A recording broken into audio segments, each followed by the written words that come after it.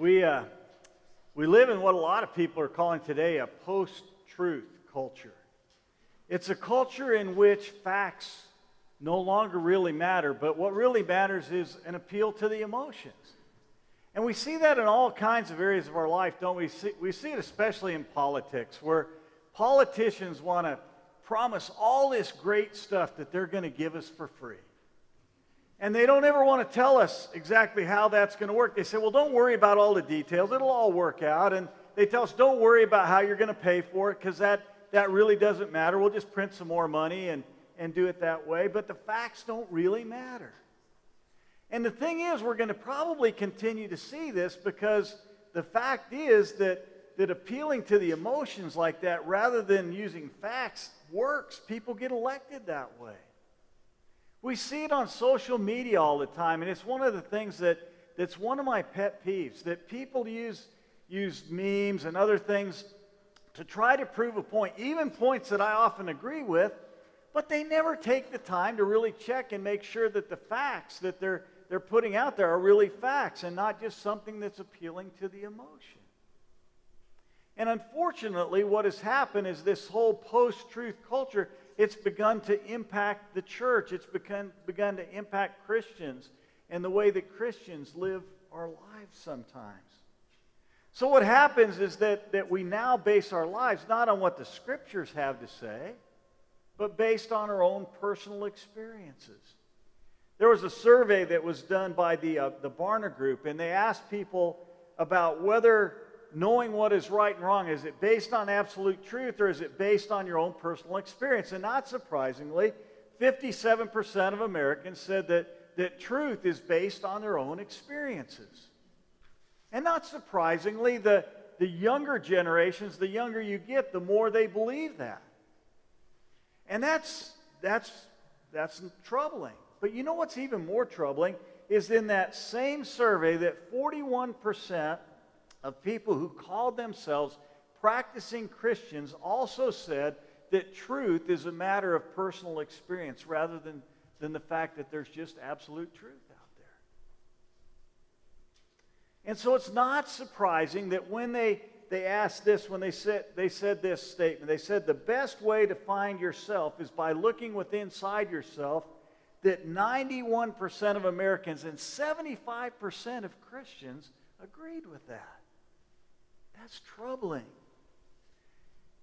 For 9 weeks now, we've been looking at some conversations that Jesus had with various people. A lot of them ordinary people just like us. And each week what we've done is we've tried to pull one gospel takeaway out of that conversation. And we've been looking at those. And each one of those gospel takeaways is really just one small aspect of the truth of the gospel taken as a whole. And if the statistics that I just cited are correct, and I have no reason to believe that they aren't, then the thing that really troubles me is that probably there are some of you here this morning who have looked at those gospel takeaways, and you really look at them as not something absolute, something that you're to apply to your lives, but kind of like a menu when you go to a restaurant. That you kind of get to pick and choose which one of those aspects of the truth that you're going to take and apply in your lives. But what we're going to see this morning in this last conversation that we're going to look at, the one that Jesus has with Pilate, is that there is only one truth. And that our gospel takeaways from the last 8 weeks, they're not optional things that we get to pick and choose from. They're all true, and we need to take and we need to apply those and to embrace them in our lives. The passage that we're going to look at this morning is a little bit longer than most of the ones that we've looked at, but in order to get a feel for what's going on here, we really need to read the entire conversation. So I'm going to ask you to follow along as I do that. If you have your Bibles, take them out, turn them to John chapter 18. And I'm going to begin reading this morning in verse 28, and then I'll go into the first part of chapter 19. This is the conversation that Jesus has with Pilate, the governor of Judea, right before he goes to the cross. John chapter 18, beginning in verse 28. Then they led Jesus from the house of Caiaphas to the governor's headquarters. It was early morning. They themselves did not enter the governor's headquarters so that they would not be defiled but could eat the Passover. So Pilate went outside to them and said, "What accusation do you bring against this man?" They answered him, "If this man were not doing evil, we would not have delivered him over to you." Pilate said to them, "Take him yourselves and judge him by your own law." The Jews said to him, "It is not lawful for us to put anyone to death." This was to fulfill the word that Jesus had spoken, to show by what kind of death he was going to die. So Pilate entered his headquarters again and called Jesus and said to him, "Are you the king of the Jews?" Jesus answered, "Do you say this of your own accord, or did others say it to you about me?" Pilate answered, "Am I a Jew? Your own nation and the chief priests had delivered you over to me. What have you done?" Jesus answered, "My kingdom is not of this world. If my kingdom were of this world, my servants would have been fighting, that I might not be delivered over to the Jews. But my kingdom is not from the world." Then Pilate said to him, "So you are a king?" Jesus answered, "You say that I am a king. For this purpose I was born, and for this purpose I have come into the world, to bear witness to the truth. Everyone who is of the truth listens to my voice." Pilate said to him, "What is truth?" After he had said this, he went back outside to the Jews and told them, "I find no guilt in him. But you have a custom that I should release one man for you at the Passover. So do you want me to release to you the king of the Jews?" They cried out again, "Not this man, but Barabbas." Now Barabbas was a robber. Then Pilate took Jesus and flogged him, and the soldiers twisted together a crown of thorns and put it on his head and arrayed him in a purple robe. They came up to him saying, "Hail, King of the Jews," and struck him with their hands. Pilate went out again and said to them, "See, I'm bringing him out to you that you may know that I find no guilt in him." So Jesus came out wearing the crown of thorns and the purple robe. Pilate said to them, "Behold the man." When the chief priests and officers saw him, they cried out, "Crucify him! Crucify him!" Pilate said to them, "Take him yourselves and crucify him, for I find no guilt in him." The Jews answered him, "We have a law, and according to that law, he ought to die because he has made himself the Son of God." When Pilate heard that statement, he was even more afraid. He entered his headquarters again and said to Jesus, "Where are you from?" But Jesus gave him no answer. So Pilate said to him, "You will not speak to me? Do you not know that I have the authority to release you and authority to crucify you?" Jesus answered, "You would have no authority over me at all unless it had been given to you from above. Therefore, he who delivered me over to you has the greater sin."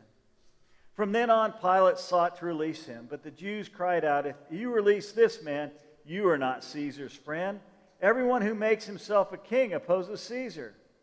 So when Pilate heard these words, he brought Jesus out and down on the judgment seat at a place called the Stone Pavement, in Aramaic, Gabbatha. Now it was the day of preparation for the Passover. It was about the 6th hour. He said to the Jews, "Behold your king." They cried out, away with him, crucify him." Pilate said to them, "Shall I crucify your king?" The chief priests answered, "We have no king but Caesar." So he delivered him over to them to be crucified. So the conversation here is primarily between Jesus and Pilate, but there are some other characters that play a part in this as well here. First, there are the Jewish religious leaders, and these guys are a bunch of hypocrites, aren't they? I mean, they are not willing to go into the governor's palace because they're like, "Hey, look, if we go in to the house of a Gentile, that's going to defile us, and we can't eat the Passover later today." That's pretty hypocritical if you think about it. They're willing to put an innocent man to death, and that doesn't bother them at all. They don't think that defiles them at all, but they think that going into the house of a Gentile could defile them. Next, we have also this thief named Barabbas. And Barabbas is a lot more like us than we might care to admit. Because there are three significant things about Barabbas that are also true of us. The first is that he was guilty and he deserved to die. Just like all of us, we're all guilty. The Bible says that all have sinned and fall short of the glory of God, and that the wages of sin is death. The second thing here we find is that he did absolutely nothing to deserve his pardon. He was pardoned just simply because Jesus took his place. And that leads us to the third thing, that Jesus died in his place. That's exactly what Jesus did for us, isn't it? He died in our place, even though we deserve to die for our sin. And then there's thirdly this group of soldiers who flogged Jesus and put on this purple robe and a crown of thorns and mock him. And what's interesting about them, I don't think they necessarily knew a whole lot about Jesus. They didn't really necessarily oppose him, but they sure didn't do anything to protect him either. And what we're going to see as we go through this story is we find that those three people, or those three groups of people, just like Pilate, they reject Jesus Christ, who is the truth. That brings us now to Pilate. And Pilate, if you read the gospel accounts, he kind of comes off sometimes, doesn't he, as kind of a sympathetic character. You get this idea that he's just kind of thrust into this role and that he really wants nothing to do with Jesus, which is true to a certain extent. But if you know some things about the history of Pilate, you realize this guy is a lot more ruthless than he appears to be sometimes in the gospel accounts. We know that he grew up in Seville in Spain, that he eventually joined the Roman army, and after a whole bunch of battles, he goes back to Rome, and he marries the granddaughter of the emperor. Now, that's a pretty good thing if you're a politician, to go marry the granddaughter of the emperor. And it was a shrewd move on his part, because eventually he gets appointed to be the governor or the procurator of Judea, the area where the Jews live. And this guy, if you look at historical records, he was an anti-Semite to the max. There are at least three different things, and I don't want to go into all the details, but on at least three different occasions where he came face to face with the Jews and basically stuck his thumb in their nose. So he was no friend of the Jews by any means. And this guy used some really ruthless ways to fight against the Jews time after time. We really don't know exactly how much he knew about Jesus. He knew what the religious leaders had told him. Maybe he'd heard some things about Jesus. But what we see here is that Pilate really is only interested in protecting himself. We know that by the time that Jesus comes before him here, he's kind of under report with the Roman government, because he hadn't done a very good job of keeping the violence down there in Judea. And so when Jesus comes, here's the only thing he's worried about. He's worried about protecting his power. He doesn't really care about this guy Jesus. He doesn't care about the Jewish religious leaders. Doesn't care about the Jews at all. But he just wants to protect his power. He wants to make sure that Jesus isn't going to cause him any problems. And the Jewish religious leaders, they know that about Pilate, and they're going to use that to their advantage, as we see in this account as we go through it. What's really interesting here, and we kind of talked about this on Monday morning at the Bible study, is the way that Jesus deals with Pilate here. It's the same way that we've seen him deal with people all throughout these conversations that we've looked at over the last 9 weeks. I mean, Jesus deals with people in two ways. He deals with truth, but he also deals in grace. He deals with truth here. He's not about to let Pilate just get off the hook here. He confronts him at several different times. But at the same time, he also treats him with much grace, and he gives him opportunity after opportunity to respond to the truth, the one who is right in front of him.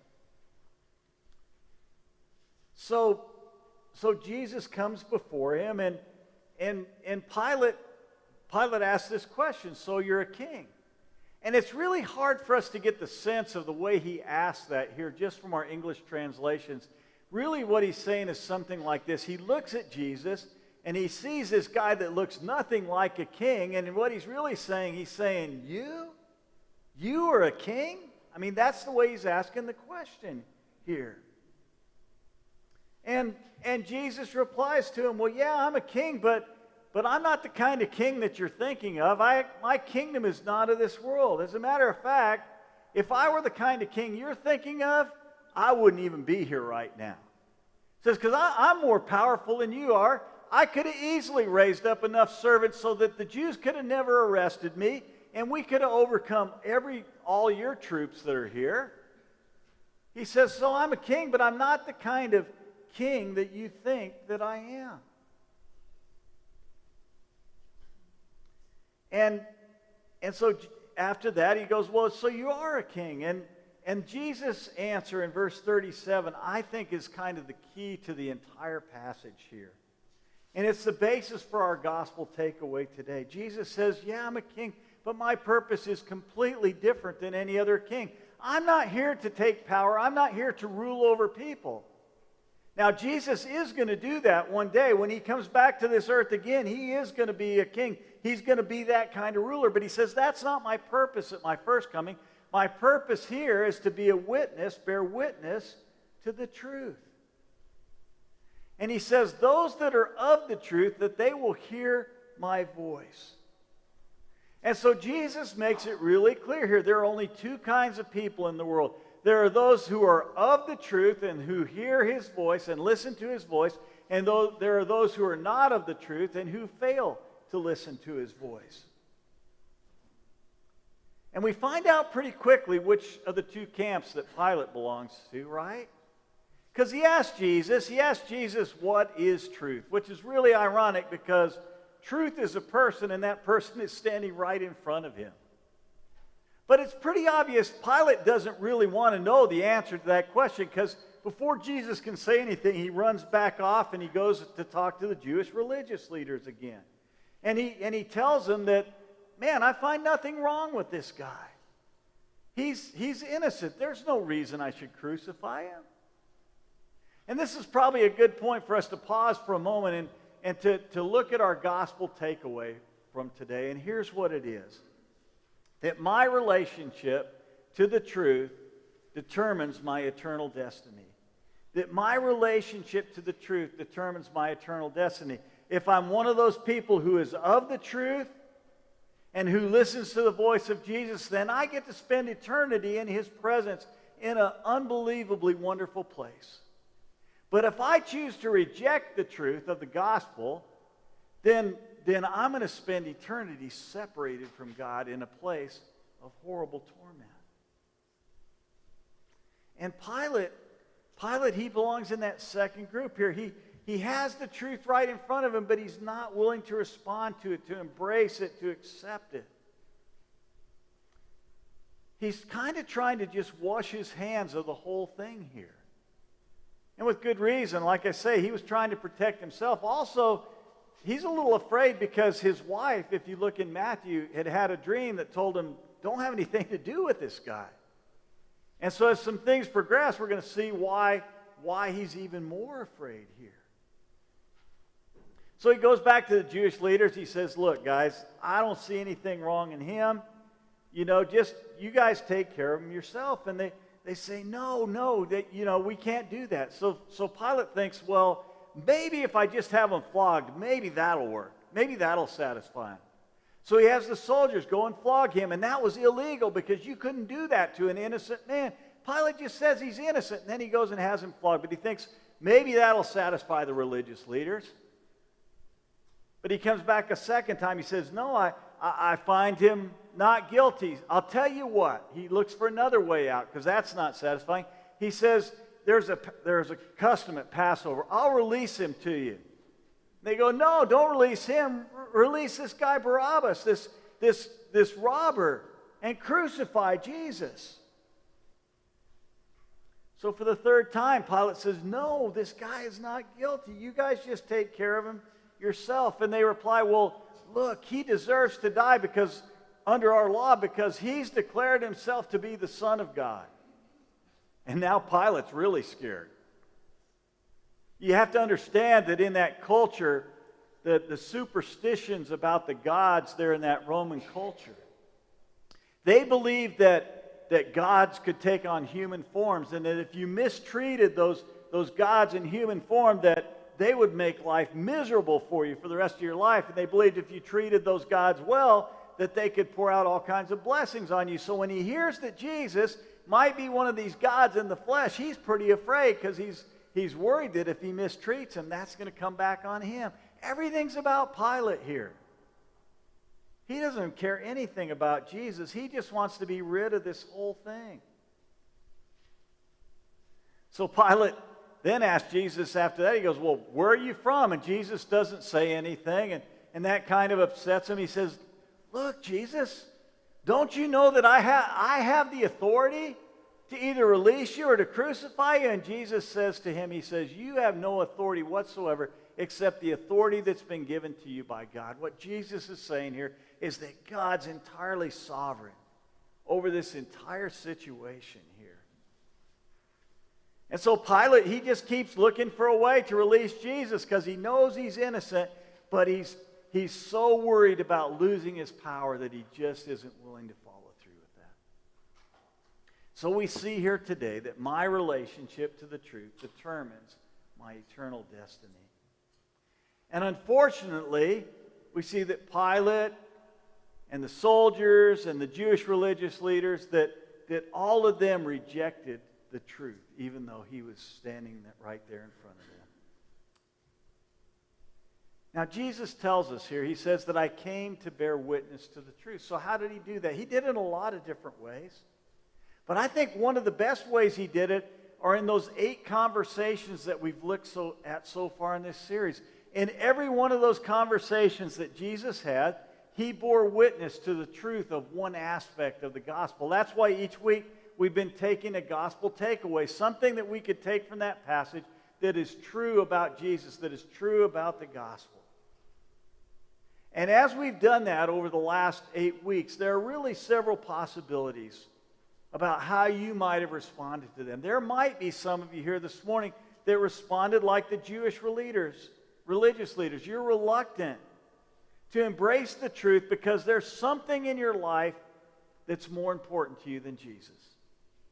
Might be your pride, might be your position, it might be your power, it might be some possession that you have.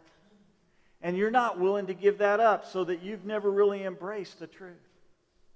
It's possible that there are some of you here this morning who are more like the soldiers. You're not really anti-Jesus, but you're just kind of indifferent to him. So you don't accept the truth. But as we've seen time after time, if you don't accept the truth, that's the same as rejecting the truth. So you can't really be indifferent about Jesus. Maybe you're more like Pilate. Maybe on multiple occasions, Jesus has come into your life and he's laid out the truth before you time after time after time. But for the sake of your own comfort, you're not willing to go all in for Jesus. And fortunately, I think the majority of you here this morning have embraced the truth of the gospel. And even though you don't do it perfectly, because none of us are capable of doing that perfectly, you've embraced these aspects of the truth that we've been talking about for the last 8 weeks. But I want to finish up this series this morning by helping you to make an honest evaluation of where you are in relationship to the truth of the gospel. So we're going to review those in just a moment, the 8 takeaways that we've had over the last 8 weeks, just to remind you. But before we do that, I want to ask you a couple of questions that I think that you need to ask yourself, that will help you to understand whether, in fact, you really have embraced the truth. The first question is this: do I view these aspects of the truth as options to choose from based on my personal preferences and desires, or do I view them as indispensable pieces of the truth? Another way to ask it might be this: do you believe that these are absolute truths, or do you think that this is just like a menu that you can kind of pick and choose from based on what you think about them, based on your own experiences and feelings? I want you to think about that. The second question I want you to ask yourself is, have I made any changes in my life over the last 8 weeks based on what I've learned? Because that's really where the rubber meets the road, right? Am I willing to make some changes in my life based on these truths that I've been exposed to? Notice what Jesus says here. He says, those who are of the truth, they listen to my voice. And as we've talked about many times in the Hebrew mindset, this idea of listening is more than just hearing the words. It means listening with the idea of being able to take and apply them and put them into practice in my life. So if you're of the truth, then I'm pretty sure that at least one of these gospel truths over the last 8 weeks, these gospel takeaways, is something that would have caused you to make some kind of change in your life.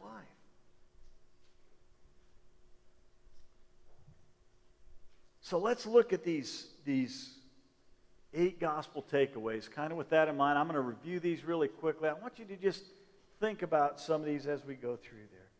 We began with Nicodemus the first week, and the gospel truth we took away from there is that what I believe is more important than what I achieve. And we talked about there that there is no way that we can earn favor with God. That in order to be born again, we have to put our faith in Jesus Christ. We have to go all in for Him. In other words, I'm willing to bet my whole life on Jesus and on what He said.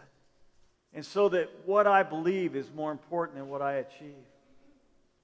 The second week we looked at the woman at the well, and the gospel takeaway that week was this: that Jesus makes it possible to come as you are, but impossible to leave as you came. And the idea here is that you do not have to clean up your life before you put your faith in Jesus Christ. But when you do put your faith in Jesus Christ, if that faith is genuine, Jesus loves you way too much to leave you as you are when you came to Him. He is going to change your life if your faith is genuine. The third week we looked at the woman at the home of Simon the Pharisee. And our gospel takeaway from that week was this: my love for Jesus will be in direct proportion to my sense of my own sinfulness. And the idea there is that we need to understand just how sinful we are, that the more we understand our own sinfulness, the more that we're going to appreciate what Jesus Christ has done for us.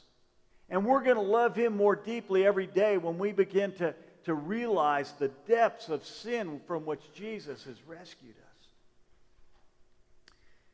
Then we looked at the demonized man. And our gospel takeaway there was that only Jesus has the power to free me from my bondage to sin. And one of the most important things we talked about that week is that if Jesus is going to release us from our bondage to sin, we have to let Him do it His way. We can't do it the way that we want to do it. And His way is through faith in Him and through His sacrificial death on the cross. That's the way that we're freed from the bondage to sin. Then we looked at the woman who was caught in adultery. And this is probably, in some ways, maybe my favorite one of the whole thing, because here's the takeaway there: that Jesus loves with the perfect balance of grace and truth, and that's how He wants me to love others. I love the way Jesus loved people, don't you? He never lets them off the hook. He never says your sin is okay. He told the woman, go and sin no more. But at the same time, He doesn't treat them with condemnation either. And that is how we're to love other people. We can't just excuse their sin, but on the other hand, it's not our job to condemn. It's our job to love them into the kingdom of God. And then we had good old Martha and Mary. And we saw there that the one thing that's necessary in our relationship with Jesus is to listen and to respond to His words. We saw Mary there at the feet of Jesus. And we saw that the most important thing we can do if we want to grow in our relationship with Jesus Christ is to spend time in His Word on a consistent basis. Then Ryan preached on the rich young man. And the takeaway that week was this: that you will need to give it all up in order to gain it all. And we saw that that's true, that if there's anything in our life that's more important to Jesus Christ, anything that we're not willing to let go of, then we can't really have all of Jesus. We have to be willing to give up everything else if that's what's required. And finally, last week we looked at Zacchaeus. And we saw that genuine salvation requires making Jesus Lord in both words and deeds. And we talked about how it is important to proclaim Jesus as our Lord with our lips, but it's also important to proclaim Him as Lord by the way that we live our lives, that those two things have to be consistent with each other. Now, I'd be really surprised here this morning if there's anyone out here who has made some kind of change in your life every week for the last 8 weeks. I'd be really surprised at that. And there's some good reason for that. Some of you are already doing a really good job in some of these areas. And you probably don't need to make changes in every single area here. Now, if you've done that, I'm impressed. I haven't made 8 changes, I don't think, in my life over the last 8 weeks. So I'm impressed if you've done that. At the other end of the spectrum, there may be some of you here this morning who have made 0 changes in your life over the last 8 weeks as a result of the things that we've been learning about these aspects of the truth. And if that's the case, then I want to lovingly ask you, why is that? Is it because you think these are just some options that you kind of get to pick from, and that the ones that you like to do, that you'll make some changes there, but in some of those other areas where God's brought some conviction, well, those are for someone else? Is it because you're afraid that you might lose something or someone if you were to make some radical changes in your life? Is it because in order to make some of those changes, it might be a little bit uncomfortable? It might take you outside your comfort level. Or maybe for some of you, you just have to honestly say, man, I'd like to make some changes, but I just don't know how. I don't know how to take the first step. Now, if you're in that last group, we can help with that. That's what we're here for as a church. We want to help you to, to take those steps in your life and to become more like Jesus. So let us know, let one of the elders know. We would love nothing more than to come alongside you and to help you do that. Now, some of us are probably between the two extremes, right? Some of us have probably made a few changes to our lives over the last 8 weeks. And that's good. But maybe as we've gone through this list this morning, maybe God's putting something else on your heart. God's saying, you've done a really good job here, but here are some other areas of the truth that you need to respond to this week. So I want to encourage everyone, pick one of these 8 things and just write down one concrete step that you can take this week to put one of those aspects of the truth of the gospel into practice in your life. Because my relationship with the truth determines my eternal destiny. And so my prayer for you this morning as we close are these words that Jesus spoke in John chapter 8. If you abide in my word, you are my disciples, and you will know the truth, and the truth will set you free. Let's pray.